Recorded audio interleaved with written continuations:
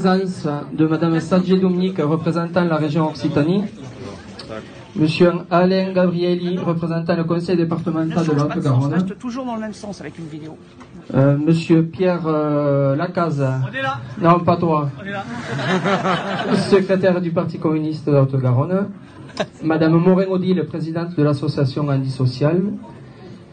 Et bien sûr, je ne vais pas remercier Madame Elisabeth Toutu-Picard, députée de La République En Marche.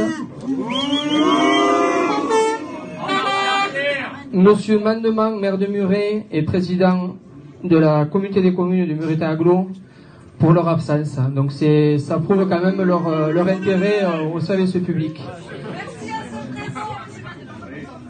Le 11 juin 2018, la commission paritaire chargée d'établir un texte sur le projet de loi pour un nouveau pacte ferroviaire, présidé par Hervé Moret, centriste de droite, est parvenu à un accord qui préserve en partie ce que le Sénat a voté le 5 juin 2018. 3 points ont fait l'objet d'évolutions pour parvenir à un accord, mais rien n'a changé en ce qui concerne l'ouverture à la concurrence, la fin du statut, la transformation de l'entreprise en société anonyme et la reprise totale de la dette, sans contrepartie pour les cheminots et pour les citoyens. Une autre réforme est possible en gardant un vrai service public avec un aménagement du territoire, un transport de qualité en toute sécurité. Alors j'appelle les cheminots et les cheminots à maintenir et amplifier ce rapport de force, à continuer à s'inscrire sur les actions régionales qui sont de vraies réussites. On a l'exemple avec Saint-Jory, Albi, Toulouse. Aujourd'hui, Muret, on voit le nombre qu'il y a, c'est une première à quoi sur Muret et on peut s'en féliciter.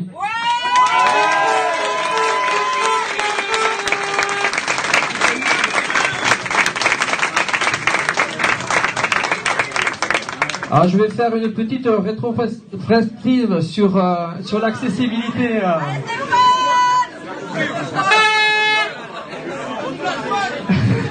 Ouais, change de mot dans ces cas-là. Sur l'accessibilité, avant 2010, une personne à mobilité réduite qui venait en gare de Muret prenait un billet au guichet. La guichetière allait voir la personne de l'infracirculation, communiquer que cette personne voulait être transportée. Elle était prise en charge du moment où elle était là jusqu'au départ du train. N'importe quelle heure, bien sûr à l'ouverture des gares, n'importe quel train.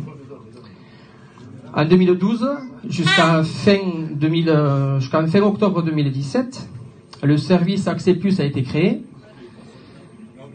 La personne à mobilité réduite, pareil, elle vient au guichet prendre un billet. On lui indique qu'il faut qu'elle téléphone 48 heures avant le départ du train. Il faut qu'elle soit le jour même 30 minutes avant le départ. Là, pour l'instant, toujours du personnel qualifié pour traiter la prestation. La personne ne pouvait prendre le train n'importe quelle heure, mais avec la contrainte 48 heures avant. Depuis le 30 octobre 2017, la modernisation de la ligne a fait que les agents de l'infracirculation les postes ont été supprimés. Il y a une télécommande maintenant qui se base à Toulouse, donc qui fait Toulouse jusqu'à Boussens. Donc aujourd'hui, une personne à mobilité réduite qui vient en gare de Muret, elle vient au guichet, elle prend son billet, on lui indique qu'il y a Accès Plus, c'est 48 heures avant, sauf que quand elle vient le jour même, c'est très compliqué, parce qu'il y a une organisation au niveau du TER, où pour l'instant, les personnes qui vont à Toulouse, c'est soit en taxi, soit c'est pas possible. Voilà le service public d'aujourd'hui. Alors que les personnes à mobilité réduite ont le droit, comme tout citoyen, de prendre le train. On voit bien encore que leur politique est basée sur la finance et non sur le social et les services. Aujourd'hui, après les prises de parole, on va interpeller la sous-préfète sur ces soucis-là. pour amener nos revendications. Et si cela ne bouge pas, on ira un peu plus haut, un peu plus fort. On fera d'abord une lettre ouverte et une pétition si on risque de la lancer.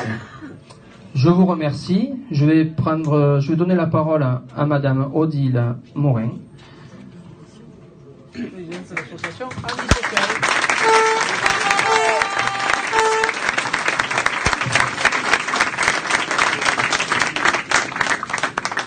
Oui, bonjour, je suis Odile Morin, présidente de l'association Antisociale, accompagnée de quelques camarades.